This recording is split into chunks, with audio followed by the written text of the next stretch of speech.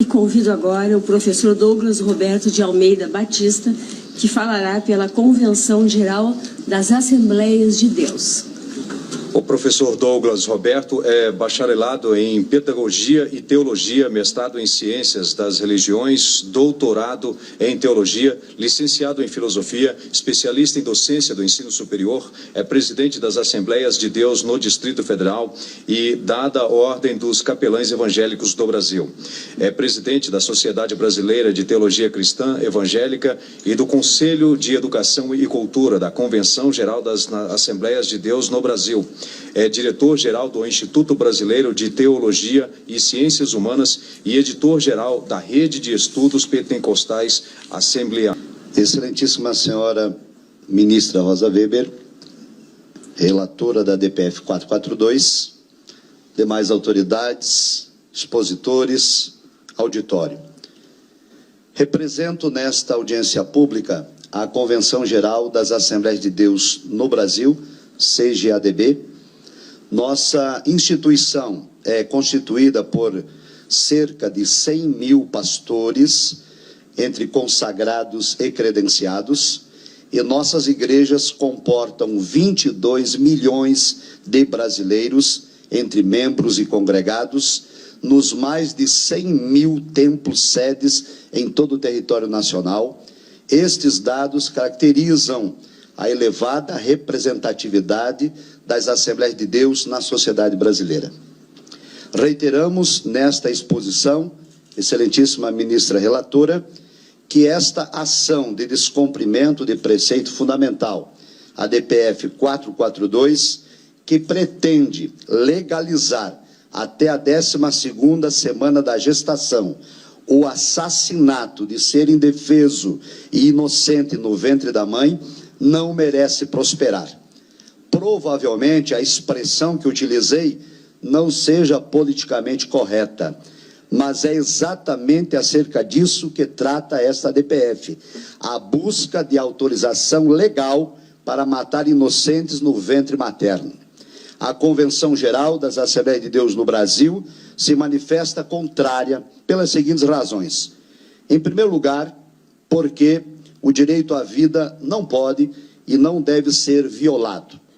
Arrebata-se da Carta Magna em vigor a garantia à dignidade da pessoa humana e o direito fundamental à vida, demonstrando dessa forma a desmesurada importância que o Constituinte originário concedeu ao direito à vida. Assegura a já explicitada Constituição Federal, promulgada em 1988, no caput do artigo 5º que, abre aspas, todos são iguais perante a lei, sem distinção de qualquer natureza, garantindo-se aos brasileiros e aos estrangeiros residentes no país a inviolabilidade da vida, a liberdade, a igualdade, a segurança e a propriedade. Fecha aspas. Desse modo, seguindo os parâmetros constitucionais, o Código Civil, promulgado em 2002, ao tratar da, entre aspas, personalidade e da capacidade, com conceitos interdisciplinares da medicina e da biologia, garante a proteção à vida desde a concepção. Além disso, o Código Civil legisla por meio do artigo 2º que, abre aspas, a personalidade civil da pessoa começa do nascimento com vida, mas a lei põe a salvo, desde a concepção, os direitos do nascituro. Por outro lado, a Convenção Interamericana de Direitos Humanos, Pacto de São José da Costa Rica, reconhecida pelo Supremo Tribunal Federal como norma de hierarquia supralegal, assevera no artigo 4º, inciso 1, que, abre aspas, toda pessoa tem o direito que se respeite a sua vida. Esse direito deve ser protegido pela lei e, em geral, desde o momento da concepção. Ninguém pode ser privado da vida arbitrariamente. Fecha aspas. Não obstante, militantes da cultura da morte questionam quando ocorre o início da vida. Contudo, a embriologia já esclareceu o apontado, porque empiricamente a vida tem início com a fecundação do espermatozoide, gameta masculino, com o óvulo, gameta feminino, formando uma nova célula, um novo ser, zigoto.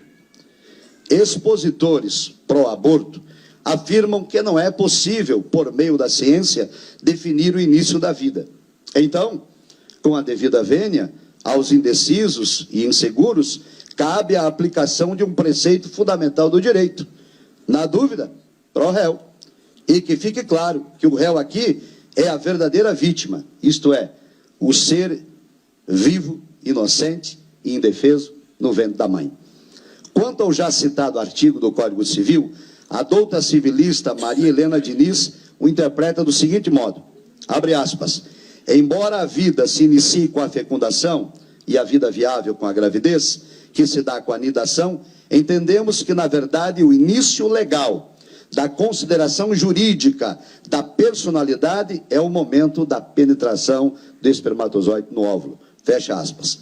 Desse modo, douta ministra, fundamentados em tais dispositivos legais, arruaza-se com excelência o pretérito do início da vida, ou seja, na fecundação dos gametas. Portanto, a prática de abortamento, assassinar um inocente e indefeso ser no ventre da mãe, é atentado contra a inviolabilidade da vida e um insulto à dignidade da pessoa humana. Para nós, excelentíssima ministra relatora, data vênia, o ordenamento jurídico é claro, isto é, o direito à vida não pode ser mitigado por qualquer outro direito, haja vista que todos os demais direitos são oriundos do direito à vida. Aliás, todos os aqui presentes, os que defenderam e os que ainda vão defender o abortamento, só o podem fazê-lo por estarem vivos, por não terem sido vítimas do aborto praticado de suas respectivas mães. Por isso, reitero, o direito à vida não pode ser mitigado. No entanto, preocupa-nos as demandas judiciais disfarçadas de progressistas, mas que na realidade estão permeadas de viés ideológico, político, partidário. Igualmente, estamos apreensivos com os excessos advindos da cultura jurídica pós-positivista, que busca ir além da legalidade, que ultrapassa a letra da lei, permitindo ao julgador tornar-se simpatizante de ideologias e assim emitir juízos valorativos, a fim de atender aspirações de supostos direitos de militâncias diversas que afrontam e desrespeitam os direitos fundamentais descritos no texto constitucional. Não existe, ministra relatora data vênia, preceito fundamental para matar inocentes. O preceito é pelo direito e pela inviolabilidade da vida. Em segundo lugar, esta DPF não merece prosperar porque o abortamento está em desacordo com a moral razoável dos brasileiros. Indiscutivelmente, a prática do abortamento é ato reprovável para a maioria da sociedade brasileira. Revela o censo de 2010 que mais de 85% dos brasileiros professam a fé cristã. E o ato de tirar a vida de outrem, seja de um embrião, feto, criança, jovem, adulto, idoso, saudável ou doente, é atentado à lei da ética e da moral cristã, pois viola o 6º mandamento do decálogo bíblico que diz: não cometerás assassinato. Discute-se que a questão em debate não pode ter parâmetro religioso e que somos fundamentalistas, fanáticos, extremistas, dentre outros termos pejorativos, simplesmente porque insistimos em defender a cultura judaico-cristã. Diante disto, eu me pergunto, desde quando que ter convicções religiosas, acreditar em Deus e ter a vida pautada na ética e na moral cristã tornou-se um ato criminoso nesta nação? O Brasil não é um país totalitário, socialista, fascista, marxista ou ateu. Vivemos em um Estado democrático de direito, em que a liberdade de pensamento, liberdade de expressão, de consciência e de crença nos são assegurados pelo texto constitucional e requeremos que nosso direito seja respeitado. Não obstante, apesar das investidas de desconstrução dos valores, é inegável que o tema abortamento não pode fugir do campo da ética e da moral. E é por causa disto, ministra relatora, que os militantes abortistas têm verdadeira aversão à realização de um plebiscito nacional, porque sabem que a opinião pública é contrária à prática do abortamento, inclusive com o voto desfavorável das mulheres, cujos direitos os ativistas alegam defender. Desse modo, para escapar desse debate moral e ético, defensores da cultura da morte argumentam que o abortamento é uma questão de saúde pública. No entanto, os números apresentados são falaciosos, os dados são inconsistentes, as estimativas não têm comprovação oficial e as pesquisas são notadamente assinadas por militantes pró-aborto.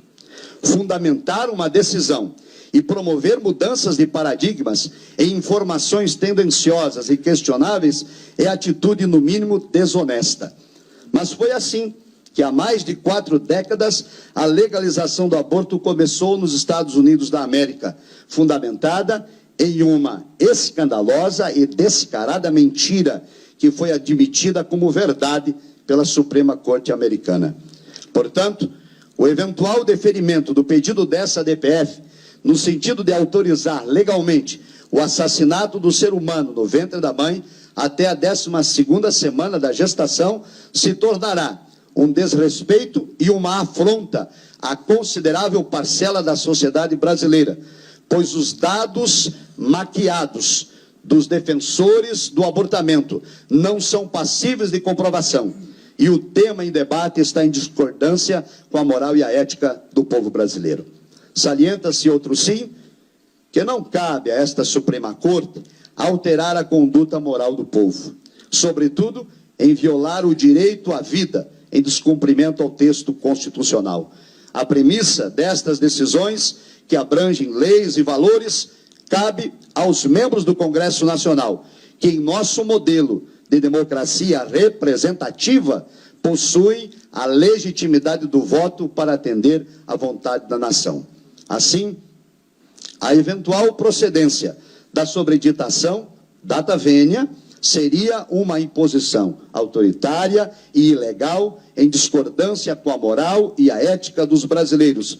Por isso, reitera-se que, abre aspas, não cabe ao Poder Judiciário inovar no ordenamento jurídico sobre o argumento de avanço civilizatório, independentemente de quem seja favorecido. Fecha aspas.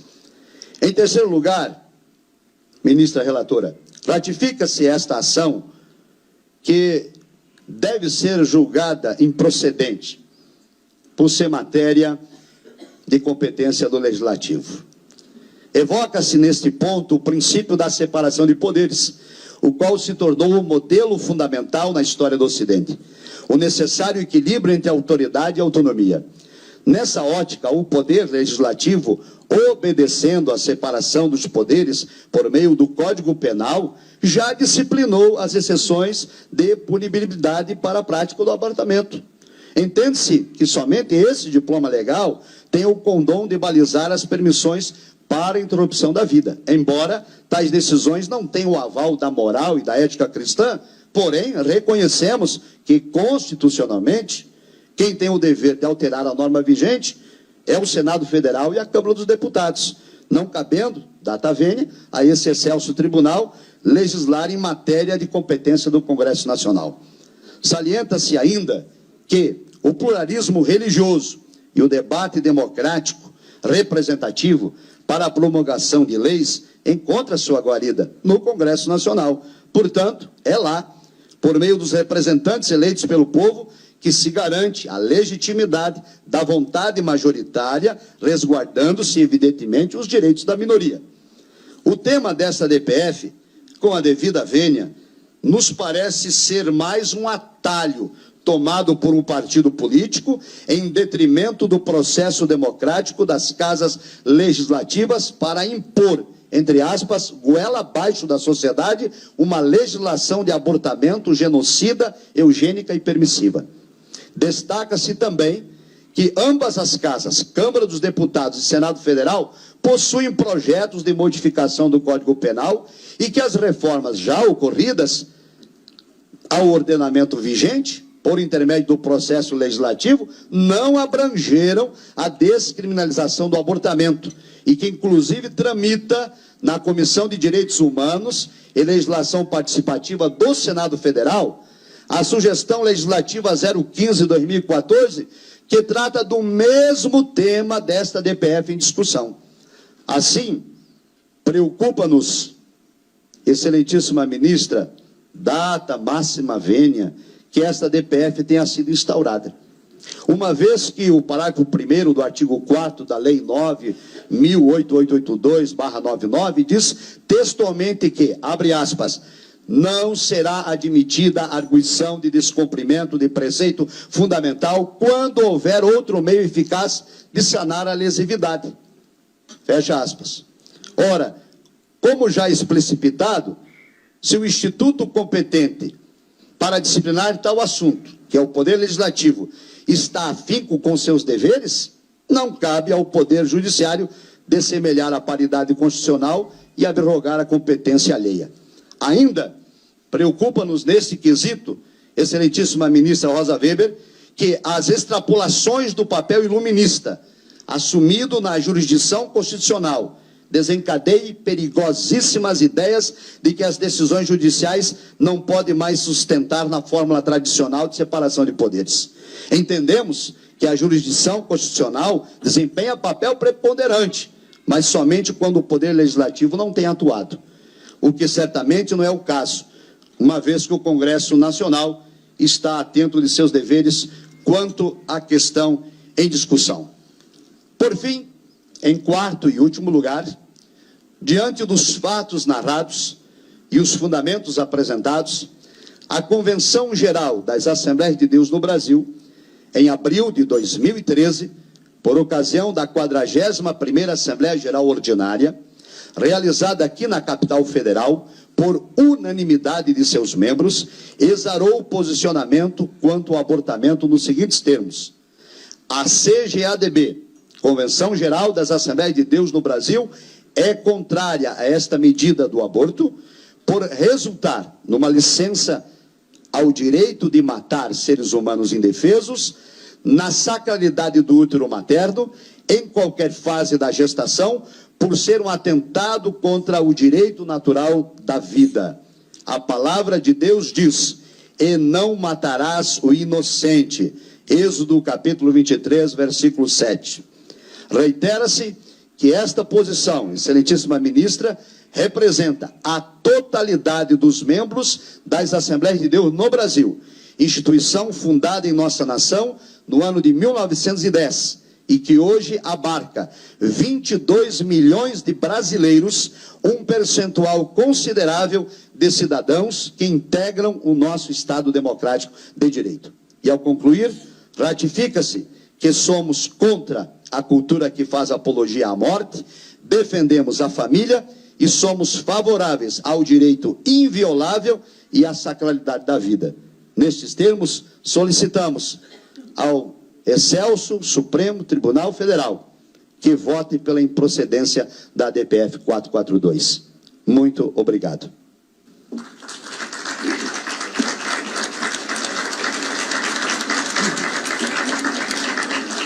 Agradeço ao professor Douglas Roberto de Almeida Batista e convido o professor Lourenço Estélio Rega para fazer uso da palavra em nome da Convenção